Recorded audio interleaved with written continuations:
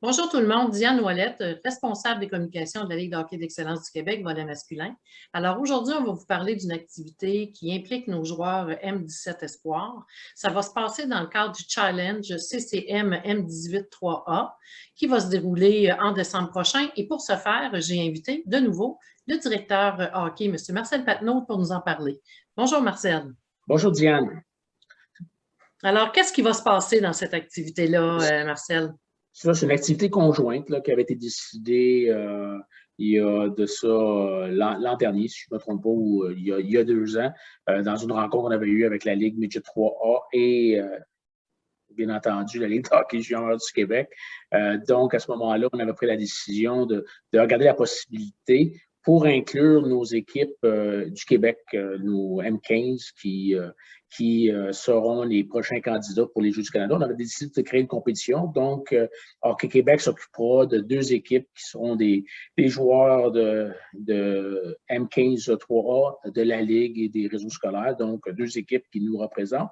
Et bien entendu, la Ligue de hockey junior majeur du Québec, par l'entremise de son centre de recrutement, a choisi 80 joueurs qui participeront. Il y a des joueurs de LHEQ, il y a des joueurs des réseaux scolaires, donc ce sera toutes ligues confondues. Donc, il y auront 80 joueurs qui compétitionneront contre nos 2 équipes du Québec. Et de la composition de ces équipes-là, c'est bien pour les joueurs M17 Espoir.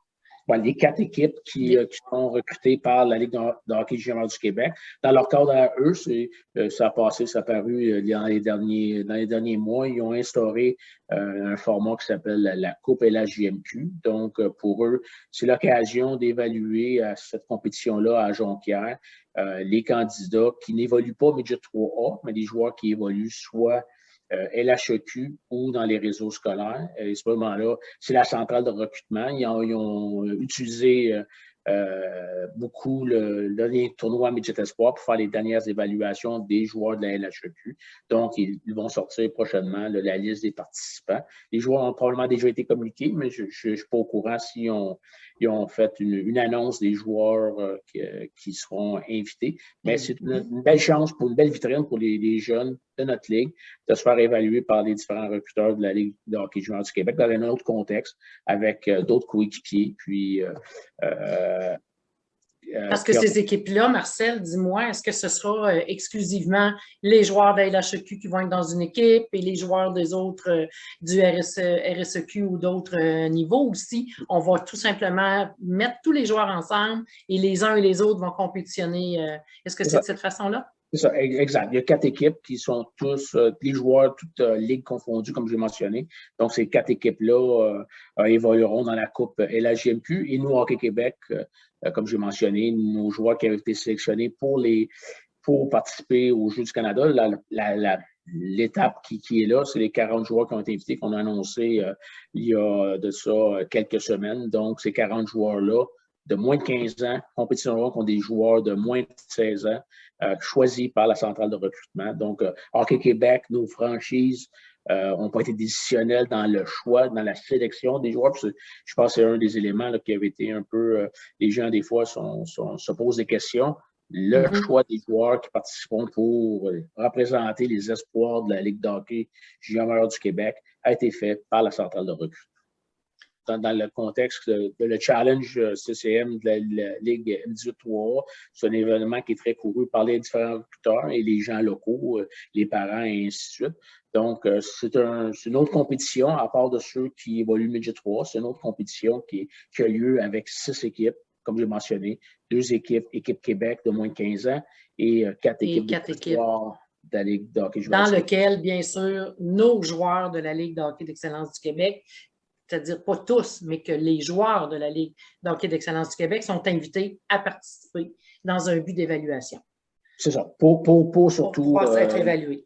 Surtout pour la Ligue de hockey junior du Québec. Donc, c'est les joueurs qui n'évoluent pas Midget 3A.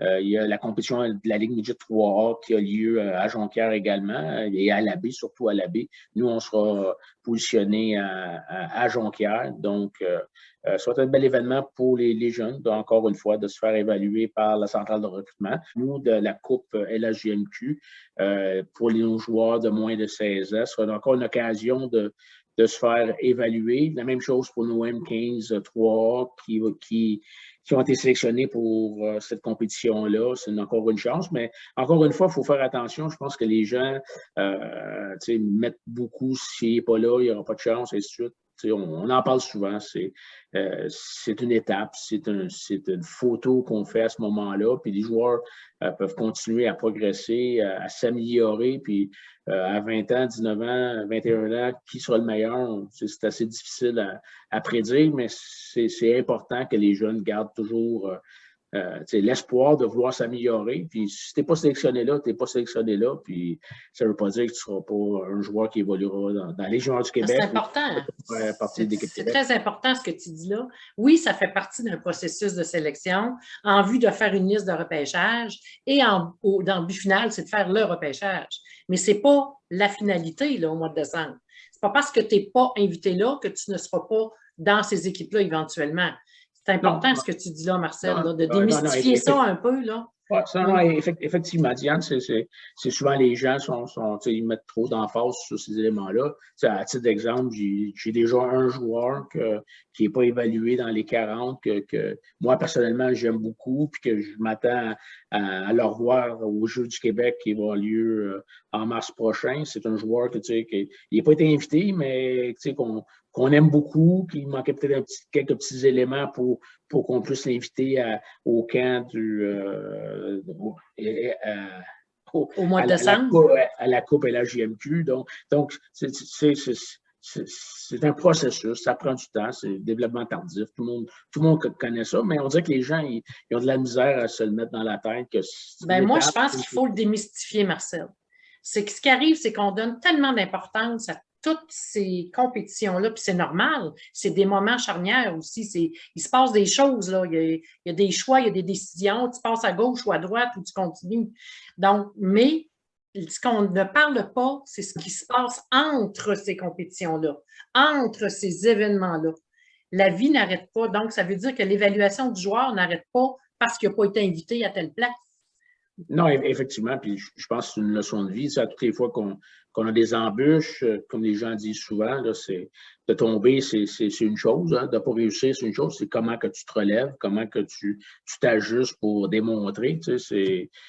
Moi, comme dans le temps, quand j'étais joueur, je me rappelle à un certain moment donné, j'avais été retranché, mais je m'avais dit dans ma tête, je vais leur montrer que dans 3 mois, là, ils n'auront pas le choix, ils vont me rappeler, ils n'auront pas le choix.